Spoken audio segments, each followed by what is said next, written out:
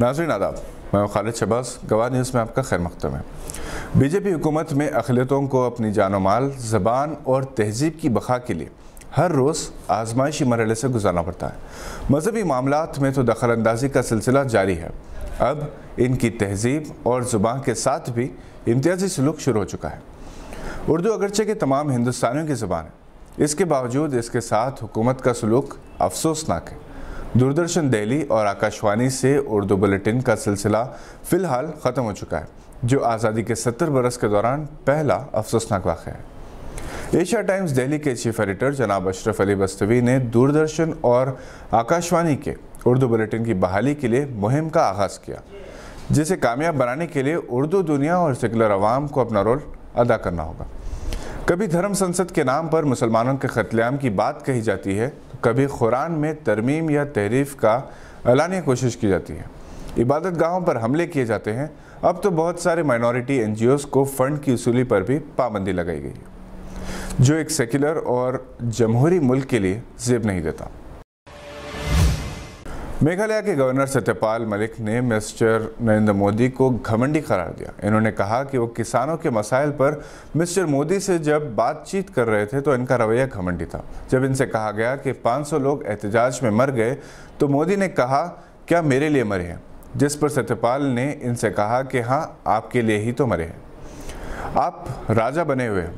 इस बात पर इनका मिस्टर मोदी से झगड़ा हो गया और इन्होंने अमित शाह से मिलने के लिए कह दिया। सत्यपाल इससे पहले जम्मू कश्मीर के गवर्नर भी रह चुके हैं। इन्होंने कहा कि जब वो इस ओहदे पर फायज थे, उस वक्त दहशतगर्द जम्मू कश्मीर के हुदूद में 50 से 100 किलोमीटर अंदर तक नहीं आ सकते थे, मगर आज मासूम लोग हलाक हो रहे हैं। शाहीन ग्रुप ने तालीम के बाद अब सेहत आमा के शोबे में भी ख़दम रखा है। बिदर में शाहीन हॉस्पिटल पर 6 जनवरी की शाम इफ्तिताह अमल में आएगा। मौलाना खालिद सैफुल्लाह रहमानी जनरल सेक्रेटरी मेहमान खुसूसी होंगे। बानी शाहीन ग्रुप डॉक्टर अब्दुल खदीर ने कोविड के दौरान बिदर में अपने इदारों को क्वारंटीन सेंटर के तौर पर वफ़ कर दिया था, जिसमें मुतासरीन को हर किस्म की सहूलतें फ़राहम की गई थी। इनकी इस इंसानियत नवाज खिदमत को मुल्क भर से खराज तहसीन पेश किया गया था। यहाँ यह बात काबिल ज़िक्र है कि शाहीन ग्रुप की काविशों से सिर्फ कर्नाटक में लगभग 2000 तलबा और तालिबात MBBS की फ्री सीट हासिल करने में कामयाब रहे और कई डॉक्टर्स ने डॉक्टर खदीर को हॉस्पिटल कायम करने की सूरत में अपने तावन की पेशकशी की। तवक्को की जा रही है कि जिस तरह शाहीन ने अपना तालीमी मेयार बरकरार रखा, शाहीन हॉस्पिटल भी ऐसा ही मेयारी होगा। हीरा ग्रुप ऑफ कंपनीज़ की मैनेजिंग डायरेक्टर और CEO डॉक्टर नोहरा शेख ने उन तमाम मेंबर्स से इज़हार तशक्कुर किया जिन्होंने हीरा डिजिटल गोल्ड स्कीम का तवक्को से कई बढ़कर इस्तकबाल किया। नोहरा शेख ने 1 जनवरी को हीरा डिजिटल गोल्ड का हीरा मार्ट कुकटपल्ली में इफ्तिताह किया था।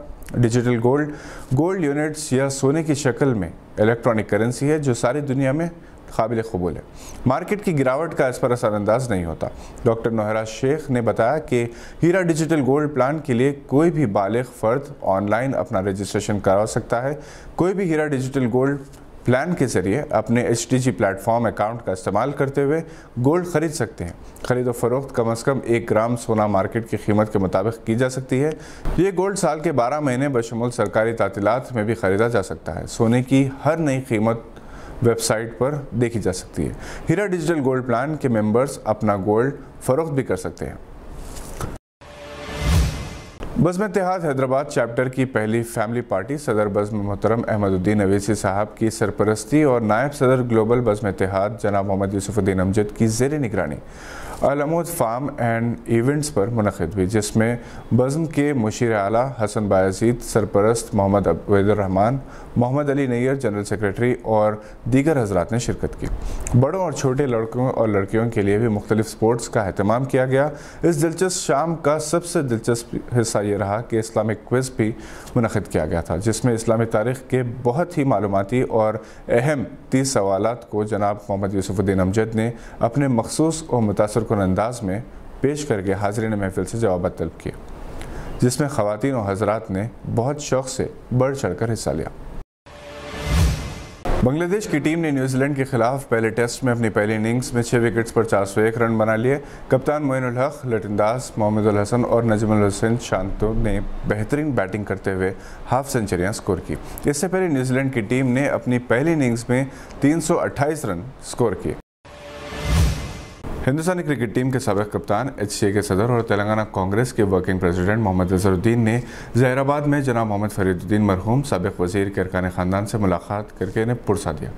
महबूब गौरी नुमाइंदे गवाह की रिपोर्ट के मुताबिक मोहम्मद अजहरुद्दीन ने जनाब फरीदुद्दीन मरहूम की मज़ार पर चादर गुल पेश की और फातिहा खानी की। इस मौके पर मकामी कांग्रेसी क़ायद भी मौजूद थे। अजहरुद्दीन के इस इक़दाम की अवाम ने सिताइश की। गवाह के जॉइंट एडिटर मरहूम मोहम्मद रफ़ीक के छोटे भाई मोहम्मद शफीक का 2 जनवरी की शाम अचानक इंतकाल हो गया। नमाज जनाजा मस्जिद क़ुबा फ़रा कॉलोनी सैदाबाद में अदा की गई और तदफीन कब्रिस्तान उजाले शाह में अमल में आई। मरहूम अपनी खुश अखलाक़ी की वजह से सैदाबाद कॉलोनी के अलावा एग्रीकल्चरल डिपार्टमेंट में काफ़ी मकबूल थे। वो 58 बरस के थे। आज के बुलेटिन में बस इतना ही। उम्मीद है कि आपने हमारे चैनल को सब्सक्राइब कर लिया होगा। बहुत आसान है, सब्सक्राइब करें और बेल आइकन दबाना ना भूलें। हम फिर हाजिर होंगे मज़ीद मालूमाती वीडियोज़ को लेकर। देखते रहिए गवाह।